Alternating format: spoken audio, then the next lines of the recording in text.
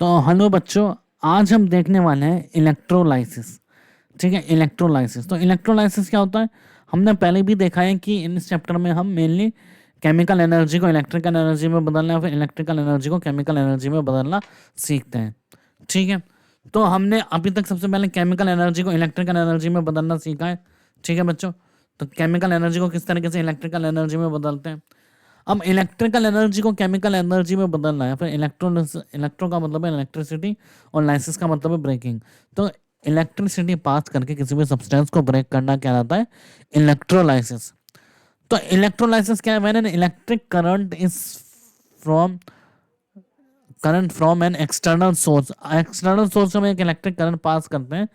अब molten electrolyte और an aqueous electrolyte, या फिर वो मोल्टन होगा। मोल्टन कैसे कहते हैं, जैसे हम गला देते हैं हाई टेम्परेचर पर रखकर उसको मेल्ट कर देते हैं इलेक्ट्रोलाइट। और एन एक्वस इलेक्ट्रोलाइट वाटर में जो इलेक्ट्रोलाइट प्रेजेंट है, then ion present in the solution moves towards opposite electrode and get discharged on the surface of the electrode। तो जो आयन है वो अलग अलग इलेक्ट्रोड पे मूव करते हैं। वैसे इसकी डिटेल हम देख चुके हैं कि यहाँ पे एनोड पे हमेशा क्या होता है, ऑक्सीडेशन होता है, चाहे वो गैल्वेनिक सेल हो या फिर वो इलेक्ट्रोलाइटिक सेल हो। जबकि एनोड पे नेगेटिव चार्ज होता है गैल्वेनिक सेल में, और इलेक्ट्रोलाइटिक सेल में जहाँ इलेक्ट्रोलिसिस होता है वहाँ होता है इस पे पॉजिटिव चार्ज। उसमें गैल्वेनिक सेल में हमने याद किया था LOAN, L stands for left oxidation, anode and negative. जबकि एनोड क्या होता है, पॉजिटिव होता है। जबकि एनोड का मतलब दोनों केस में क्या होता है, ऑक्सीडेशन होता है। तो this phenomena is known as electrolysis and the cell used in this call is electrolytic cell. तो इस प्रोसेस को क्या कहते हैं, इलेक्ट्रोलाइसिस। और जिस सेल को यूज करते हैं उसको कहते हैं इलेक्ट्रोलाइटिक सेल। ठीक है बच्चों, तो mainly use for refining into the metallurgy में काफी सारे मेटल्स हैं जिसकी रिफाइनिंग करने इसको यूज किया जाता है। अभी हम सबसे पहले पढ़ते हैं electrolysis of molten NaCl। Molten NaCl का इलेक्ट्रोलिसिस पढ़ते हैं। तो इस तरीके से हमारे पास एनोड है और यहाँ कैथोड है। ठीक है, एनोड पे कुछ चार्ज होगा, एनोड पे कौन सा चार्ज होगा, यहाँ पे एनोड पे पॉजिटिव चार्ज होगा, और कैथोड पे क्या चार्ज होगा, नेगेटिव चार्ज होगा। ठीक है, तो तो करंट जो है,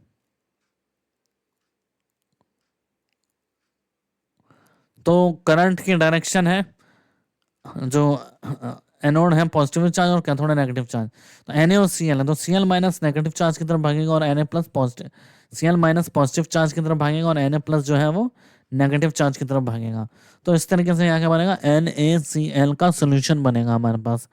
ठीक है, तो एक्सटर्नल सर्किट में अब इलेक्ट्रॉन, अब जो इलेक्ट्रॉन है वो हमारे को इस तरीके से बाहर बैटरी इस तरीके से लगानी होगी कि पॉजिटिव चार्ज हो एनोड की तरफ और नेगेटिव उसकी प्लेट हो कैथोड की तरफ।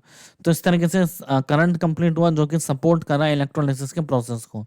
तो एनोड क्या होता है, एनोड होता है कि क्लोरीन Cl माइनस जो है वो एक इलेक्ट्रॉन लूज करके Cl2 गैस में कन्वर्ट हो जाए, जैसे वो इलेक्ट्रोलाइट के कॉन्टैक्ट में इलेक्ट्रोड के कॉन्टैक्ट में आए। जबकि कैथोड में क्या होता है, सोडियम प्लस जो है वो इलेक्ट्रॉन लेके क्या बनाता है, Na सॉलिड। यहाँ पे क्लोरीन गैस निकल जाती है एनोड पे, और कैथोड पे क्या डिपॉजिट हो जाता है, Na सोडियम डिपॉजिट हो जाता है। अब नेट सेल रिएक्शन देखें हम, Na अब इन दोनों सेल रिएक्शन को ऐड करें तो इलेक्ट्रॉन से इलेक्ट्रॉन कैंसिल हो जाएगा, तो ये इलेक्ट्रॉन से ये इलेक्ट्रॉन कैंसिल हो जाएगा। अब Na प्लस और electron Cl minus gives NaCl। तो Na से Na का, Na प्लस से Na का रिडक्शन हो रहा है, Cl माइनस से Cl2 का क्या हो रहा है, ऑक्सीडेशन हो रहा है।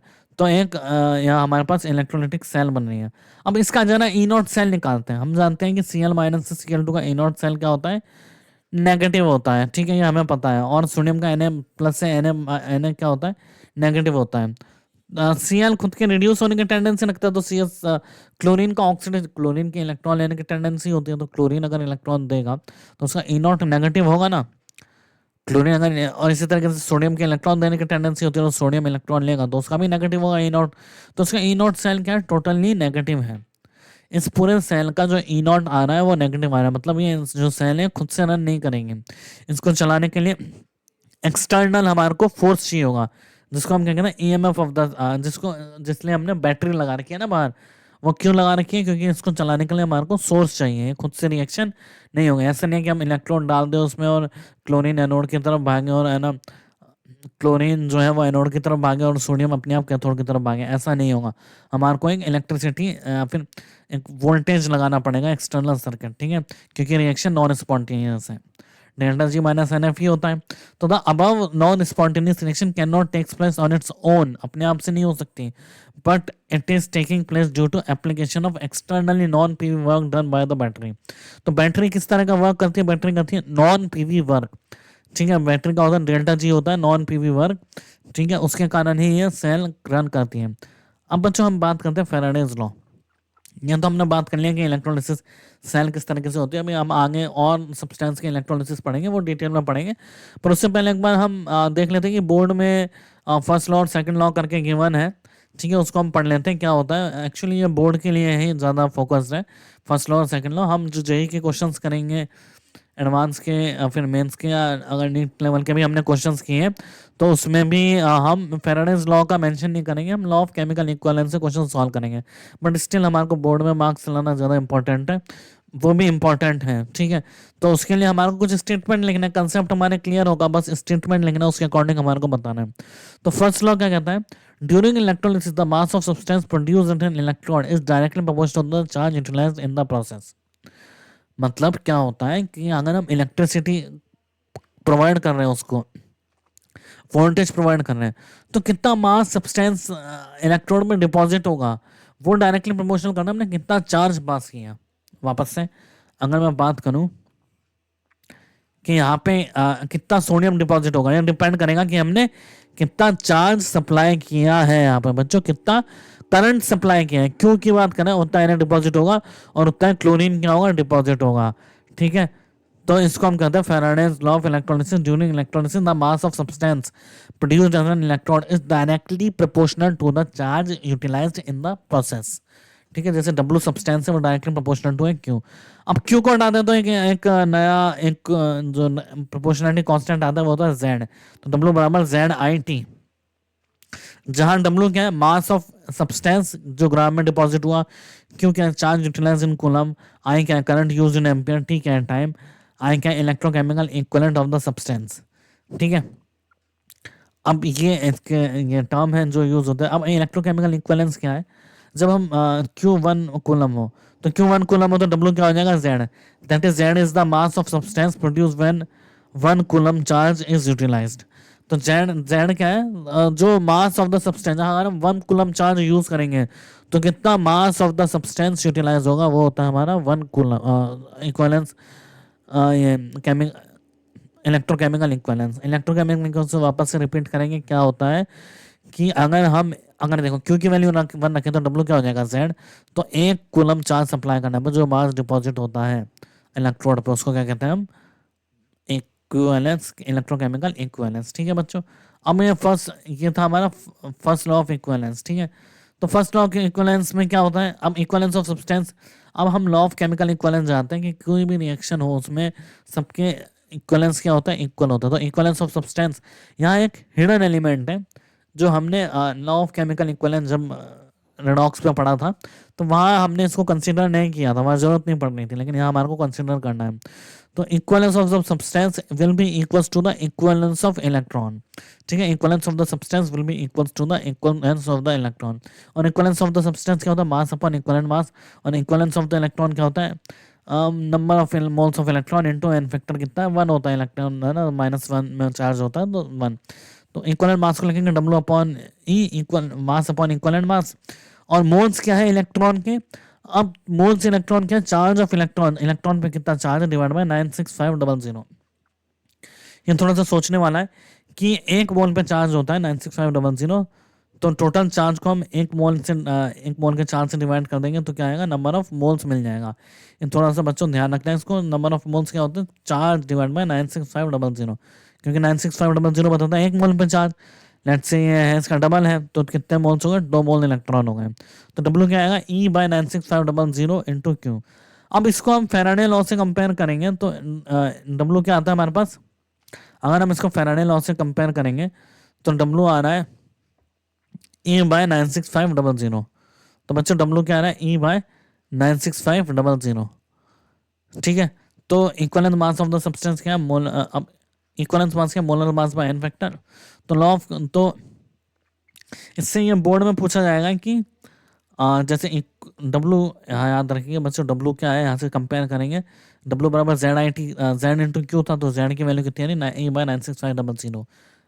ठीक है, यहाँ पे ई क्या है, equivalence mass of the substance बच्चों, equivalence mass of the substance जो होता है molar mass upon n factor. जैसे एन ए प्लस से एन ए में जा रहे हैं हम, तो इक्वलेंस मास का 23/1, इक्वलेंट मास का सी एल एन से CL2 है, तो CL2 का इक्वलेंट मास कितना, 71/2। याद रखना CL2 की बात करना है, 0 से -1 में गए तो 2 इसकी मोलर एटॉमिसिटी है, तो 71/2 इंटू 96500।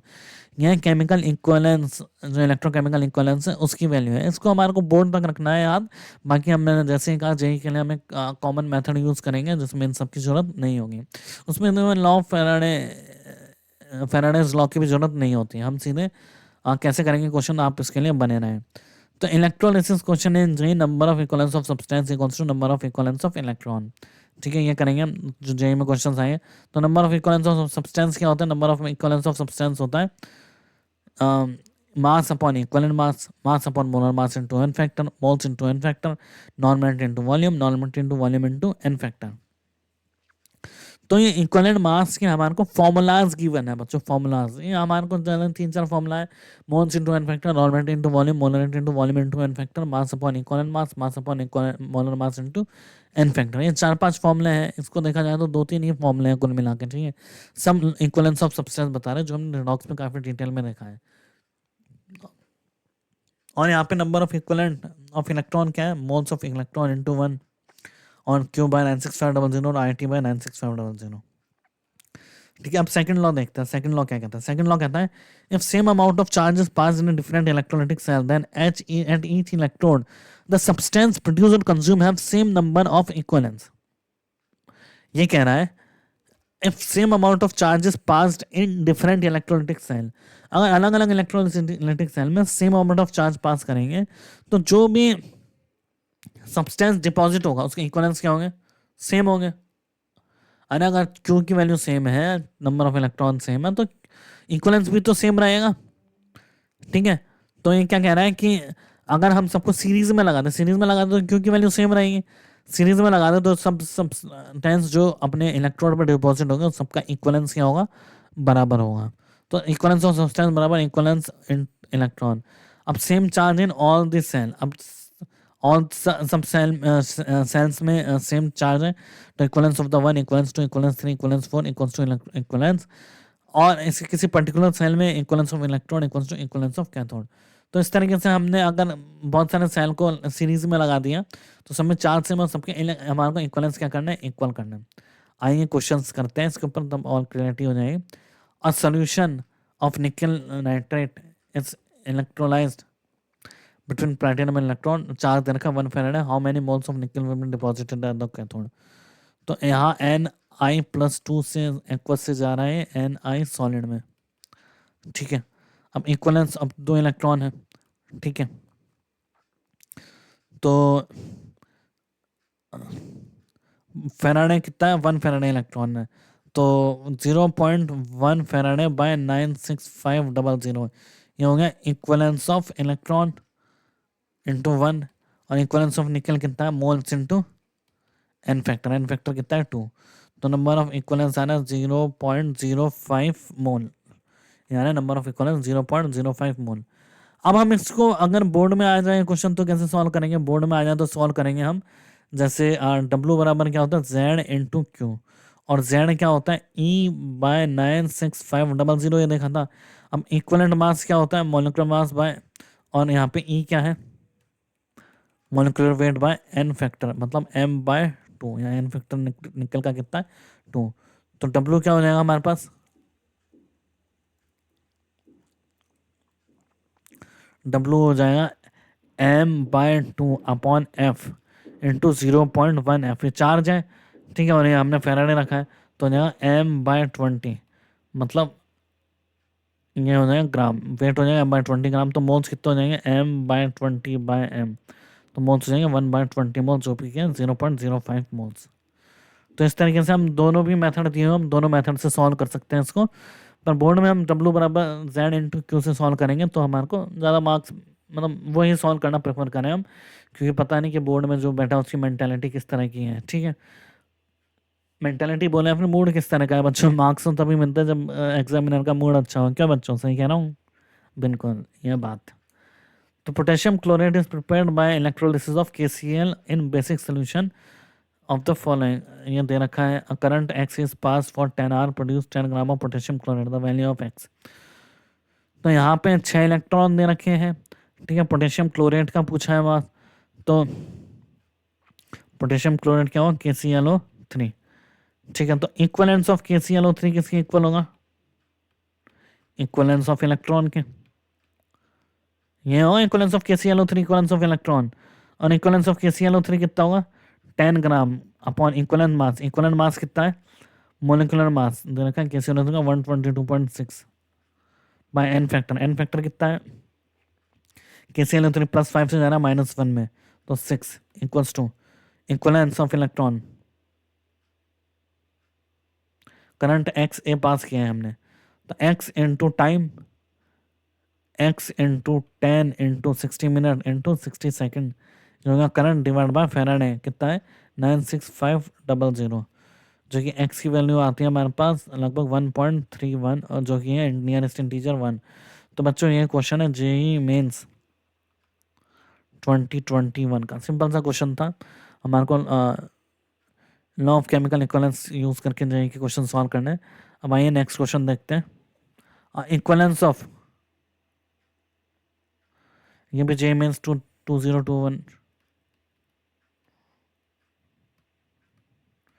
का क्वेश्चन है।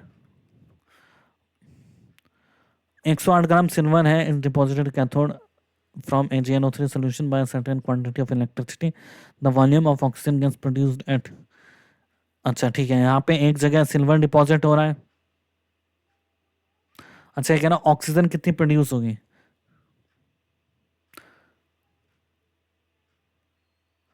अच्छा कह रहे कैथोड पे सिल्वर डिपॉजिट हो रहा है और एनोड पे ऑक्सीजन डिपॉजिट हो रही है, तो इक्वलेंस ऑफ इलेक्ट्रॉन किसके इक्वल होगा? Equivalence of Ag। हमने बात की थी सेकंड लॉ ऑफ फैराडे में, इक्वलेंस ऑफ O2। सबके इक्वलेंस क्या होंगे? बराबर होंगे। ऑक्सीजन का वॉल्यूम बताना है, तो 108 ग्राम सिल्वर डिपॉजिट हुआ है, तो इसका इक्विवेलेंस कितना है? 108 इंटू एन फैक्टर 1 है सिल्वर का। यहाँ पे ऑक्सीजन का एन फैक्टर कितना है? मोल्स इंटू ऑक्सीजन O2 से H2O से किस में गया होगा? O2 में, तो 0 से -2, तो 4 इलेक्ट्रॉन का चेंज है। ठीक है, पर मॉलिक्यूल। ऑक्सीजन 2 है तो 2 इंटू 2 इंटू 2 करेंगे, तो मोल्स ऑफ ऑक्सीजन आएगा हमारे पास 1/4 moles. Now volume of oxygen है 273 केल्विन एंड 1 बार, जो होता है हमारे पास 1/4 इंटू 22.7 लीटर, जो आ जाएगा हमारे पास लगभग 5.675 लीटर। तो the quantity of electricity is 5.675 litre.